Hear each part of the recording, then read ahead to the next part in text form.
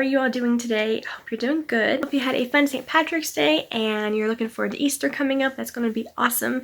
Today we have a really fun video. I am sharing my first ARC review, which is advanced reader copy of 2024 for Of Oceans and Pearls by Renee Knight. So I'm excited to share that with you. I've kind of been working on it for a couple weeks now, just trying to get my thoughts in order and down on paper and everything.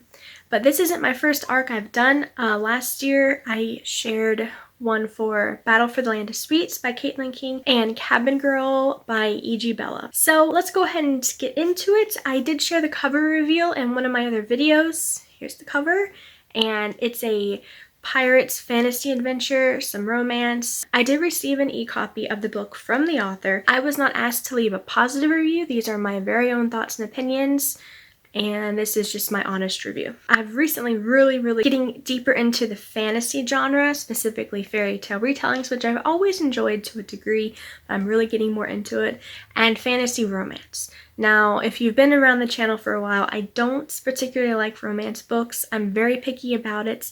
I'm finally starting to read a little bit more, but it's just not a genre for me. Renee is a new to me author. I've never read anything by her, and I want to say this is her debut novel, I think. Correct me if I'm wrong. So yeah, I went into this completely blindly. I didn't know exactly what to expect, like writing style or what have you. I'm going to start with the pros first. Number one, and I always love to mention these in my reviews, the cover.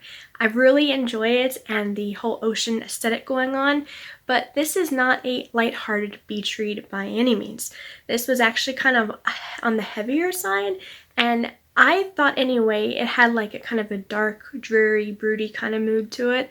So, and the cover I think really represents that perfectly. And since I really wasn't sure exactly what to expect with this book, I was actually really surprised at how deep the themes were. Our main character, Joran, I think, Joran, Joran, I apologize if I mispronounced that. He was going through a lot of grief, losing someone that he loved, and just going through that and trying to fill that void with gambling and drinking and other worldly stuff. And along that journey, he's also trying to learn how to cope with this and just letting go, finding happiness and life after loss. And also there was a pretty good thing about vengeance and again letting go and everything. So that was really interesting, and I think even though it's set in a fictional world and everything, very relatable for readers, honestly. I really liked how real and raw Joran's character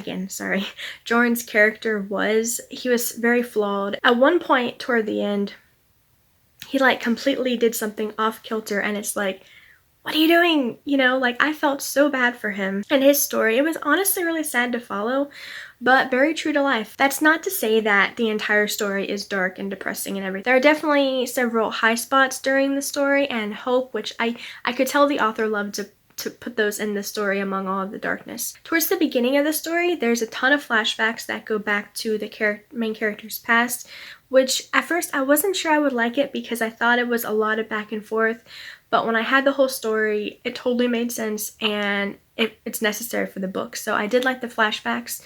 They really give some insight into Joran's character. The plot twist, guys. I was utterly bamboozled, mind blown by this plot twist that Renee throws in there. It was genius. Okay, it was amazing. I did not see it coming. It completely threw me off, and I had to stop while I was reading and update my Goodreads status because I was shocked. That's how good it was. Now, as awesome as the plot twist was, honestly, I finished this book early in the month, and I'm still trying to decide what I think of the outcome of that. I mean, it was really well done, but at the same time, it threw me off so much that I was like, wow, you know? Like, so I'm still trying to sort my feelings. I'm not to say that's a bad thing, it just left me stunned, you know? So anyway, so into the cons, there's only a couple things here. In one part of the book, there was a bit of TMI that I really did not like reading about. I can't really go into details for spoilers, but I don't know, I just didn't need to know. And some of the kisses were a little more descriptive than I like to read. Now, don't get me wrong, the book is still clean. The romance is clean. However, it's just more than I like to read, honestly, and that's just totally preference. I really liked the first half of the book better than the last half. I liked more reading about Joran's struggles and how he's trying to find his way out of this dark pit of depression that he has not really gotten himself into, but kind of.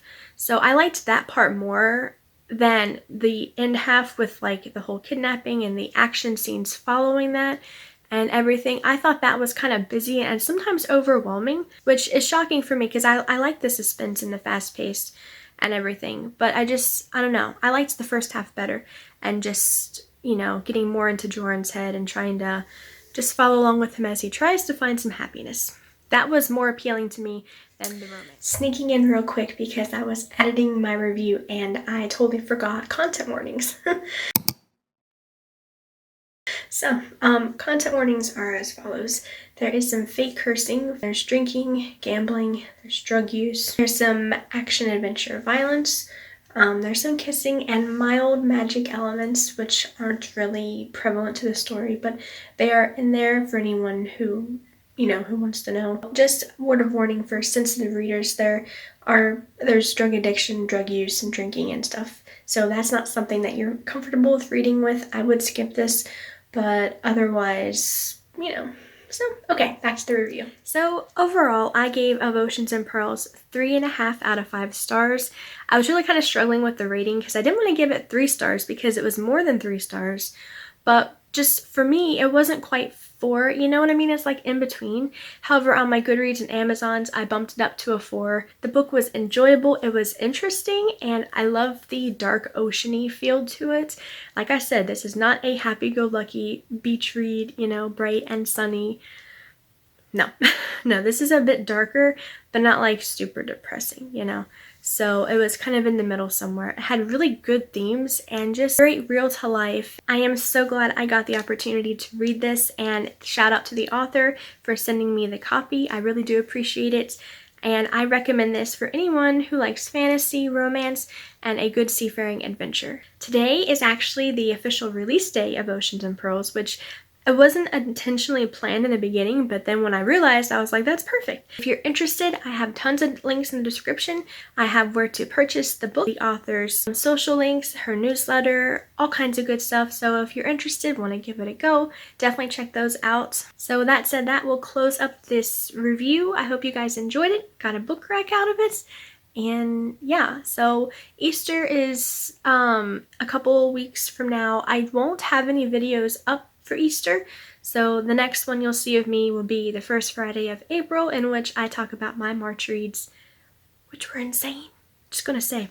So anyway, I have that, and then I have a ton of really fun bookish ideas, not reviews, but like challenges or something that I'm going to be doing, hopefully in April, so I'm really excited about that.